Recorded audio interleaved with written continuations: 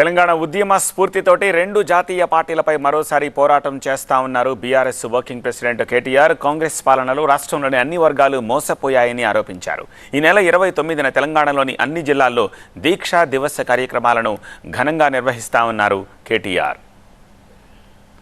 ఆనాడు తన సంకల్ప బలంతో అందరినీ కూడా ఒప్పించి మెప్పించి అందరినీ కలిపి ఏ రకంగానైతే ముందుకు పోయినామో అదే పద్ధతిలో కాంగ్రెస్ కబంధ హస్తాల నుండి 4 కోట్ల తెలంగాణ ప్రజలను కాపాడుకోవడానికి మరో సంకల్ప దీక్ష కూడా చేపట్టాల్సిన తరుణం ఆసన్నమైంది.